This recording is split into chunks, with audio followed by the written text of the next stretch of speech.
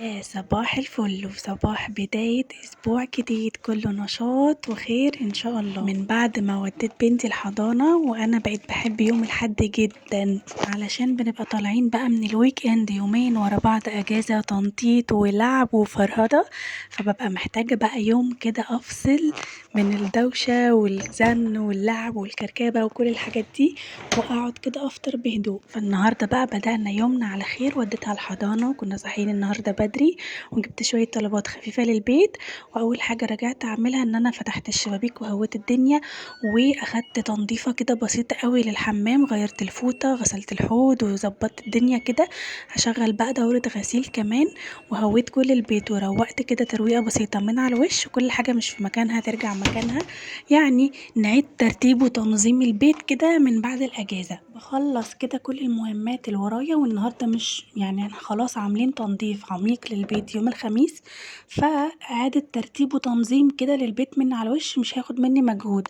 لو الأرض محتاجة تتكنس أعدي عليها بالمكنسة سريعا، أرتب وأنظم الدنيا وكده زي الفل، عشان أقعد بقى أخد اليوم كله لحد ما أرجع أجيبها من الحضانة لنفسي. الويك اند ده احنا ما خرجناش بره البيت، فكنا ما وراناش اي حاجه نعملها غير ان احنا نجيب صلصال ونعمل الاشكال اللي قدامكم دي.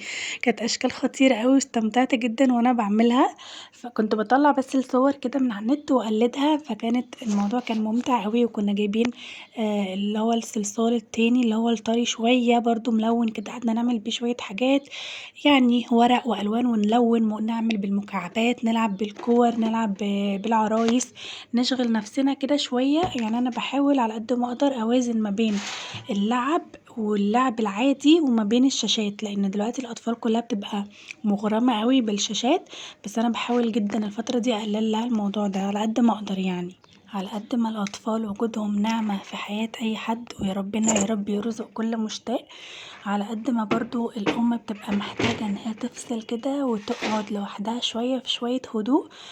الدوشة بتاعتهم نعمة من عند ربنا، بس برضو مش أنانية أبدا إن الواحد يعني يقعد كده شوية، يوحشه الهدوء يوحشه التنظيم، إن البيت يبقى مرتب ومنظم. مش أنانية أبدا، يعني الحمد لله برضو على نعمة وجود الأطفال في البيت والبهدلة والكركبة وكل ده. بس اوقات كل ام بتبقى محتاجة ان هي تفصل شوية، فدي مش انانية ابدا منك ان انت تحسي الاحساس ده خالص. عايزة اقول لكم كل الترتيبات والحاجات اللي انتوا بتشوفوها دي في بداية اليوم ما بجد ما بتاخدش مني اكتر من ساعة، بس بتفرق جدا بعد كده في المود بتاعي في اول اليوم كده، ان بلاقي الدنيا منظمة مرتبة حواليا. وبتفرق قوي كمان في نظافة البيت طول الاسبوع، وبتفرق معايا لاخر اليوم بقى ان انا خلاص رتبت البيت الصبح، فمش بيبقى ورايا اي حاجة لاخر اليوم، غير بقى لو هعمل الغدا او حاجة مهمة تانية تقيلة هعملها في نفس اليوم وخلاص. هويت البيت وخلصت البيت كله بره، وبعدين بسيب المطبخ اخر حاجة علشان اروقه وافضي كل الحاجات اللي انا جبتها في مكانها، وبعدين بقى ابتدي اعمل الفطار بتاعي. خدتوا بقى فكرة كده عن الغدا بتاع النهاردة ولا لسه؟ معظم الأيام بقضيها إن أنا ببقى بنضف في البيت مثلا، أو بعمل تنظيف عميقة، أو بنزل الدولاب وأعيد ترتيبه أو كده. النهاردة كنت حابة جدا أخلص شغل البيت اللي ورايا بسرعة من على الوش كده وأفصل، أعمل فطار رايق كده مع نفسي، واقعد كده اتفرج على فيلم، اعمل اي حاجة لنفسي. بجد من طالعة من رمضان كل يوم بقى بنصحى متأخر علشان كان عندنا سحور، وبقى ورايا فطار عزومات، ودخلنا بقى في دوشة العيد وبرضه زيارات ومش عارف ايه والكلام ده، والفطار كحك وبسكوت وشاي بلبن، طالعين من رمضان زهقانين من الأكل.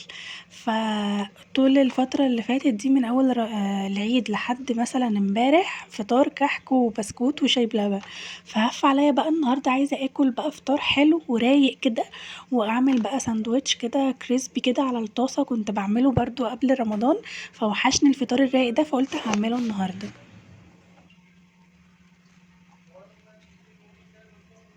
لما بعمل فطار رايق كده لنفسي بجد بيفرق جدا جدا في المود بتاعي، طول اليوم ببقى رايقة وهادية والمود بتاعي كويس كده، علشان انا فترة كويس وبادئة بداية يوم صح.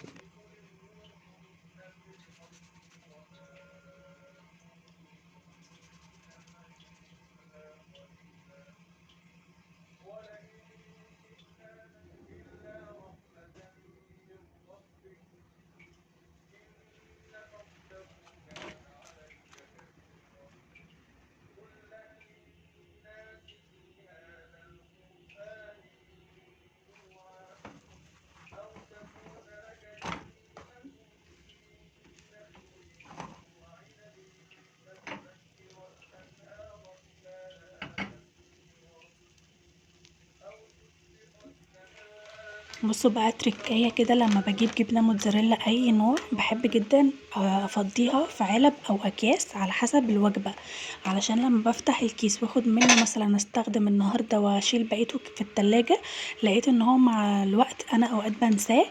ثانيا ان هو لو طول شوية في التلاجة بيعمل مية وبيبوظ مع الوقت كده، بيبقى شكله غريب. فبقيت بفضيه بقى في اكياس او علب صغيره كده على حسب الوجبه، واشيلها في الفريزر واخلي واحده تحت في التلاجة لو هستخدمها على مدار الاسبوع ده، والباقي بقى بطلعه قبل الاكل كده يفك بشويه وخلاص.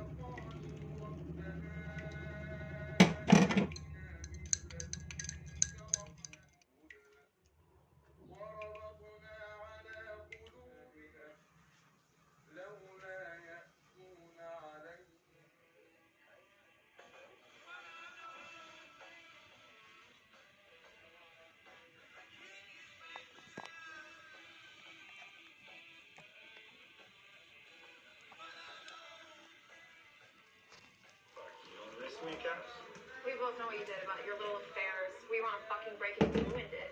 But we didn't make any promises, right? No? Now I'm with Gabe, so that's it. Yeah, you guys move pretty fucking fast. Yeah, I guess we do. Stop the fucking with me. Don't worry,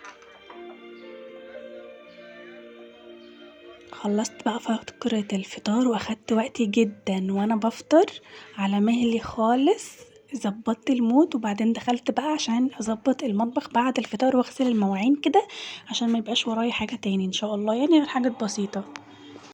انا بحس ان انا عكس ناس كتير قوي، انا بحب فقرة غسيل المواعين دي على فكرة جدا. يعني بحس ان انا وانا بغسل المواعين كده بطلع من جوايا طاقة سلبية او اي حاجة مضايقاني، بتبقى فقرة كده للتأمل و يعني ترتيب افكار وحاجات كتير كده. يعني انا بحب اغسل مواعين حتى لما بروح عند اي حد لو عايزة اكرمه قوي بغسله المواعين.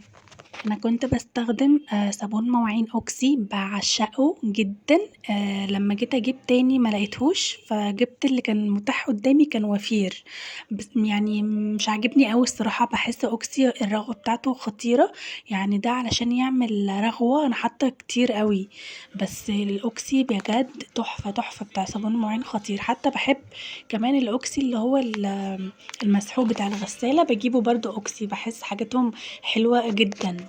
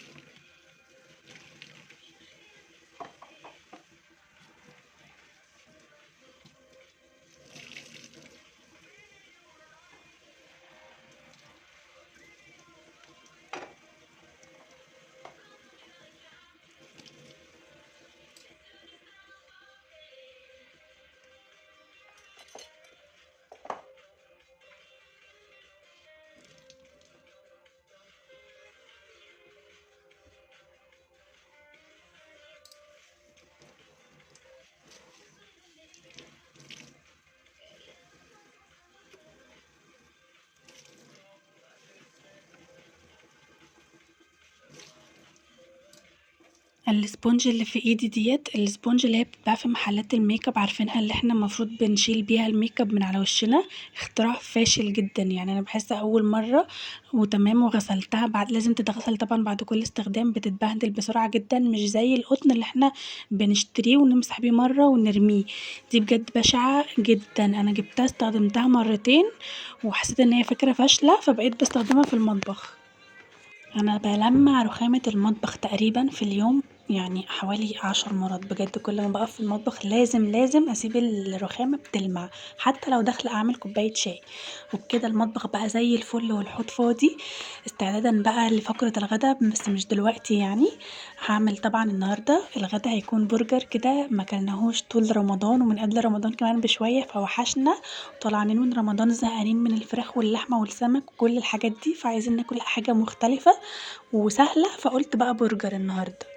على ما فطرت وخلصت المطبخ كانت الغسالة خلصت وشغلتها دورة غسيل كمان على أبيض. بس قبل ما انشر كانت البلكونة فظيعة من الهوا والعواصف وكل ده، لازم قبل ما انشر اعمل البلكونة علشان لو في حاجة وقعت مني على الأرض ما تبقاش مطربة أو كده. يعني أنا حتى لو منضفاها قبلها بيوم وتاني يوم هنشر، فأنا لازم برضو اسيق البلكونه قبل ما انشر في اي حاله، حتى لو يعني لو عاملاها الصبح وانشر بالليل بتبقى برضو فيها تراب. فخلصت فقرة تنشير، بعد كده نزلت جبت بقى توتي من الحضانة، وطبعا علشان المعركة بتاعت اللانش بوكس كالعادة بنخلص بقيته في البيت عشان احنا مش شطار. وبعدين بقى خلصت اللانش بوكس بتاعها وبعدين دخلتها تنام شوية. كان العصر أذن، صليت العصر وحبيت كده اقعد اقرا شوية قرآن، ارجع بقى للورد اليومي بتاعي اللي كنت عاملاه قبل رمضان. وبس كده على المغرب ما كان وصل كنا خلاص بناكل، والبرجر بقى طلع خطير خطير خطير وطعمه تحفة، كل مرة الحمد لله بيبقى احلى من اللي قبليه. وكده يومنا خلص واشوفكم على خير، واتمنى لكم يوم سعيد ان شاء الله وكل ايامكم تكون حلوة، واستنوا الفيديو الجاي. باي باي.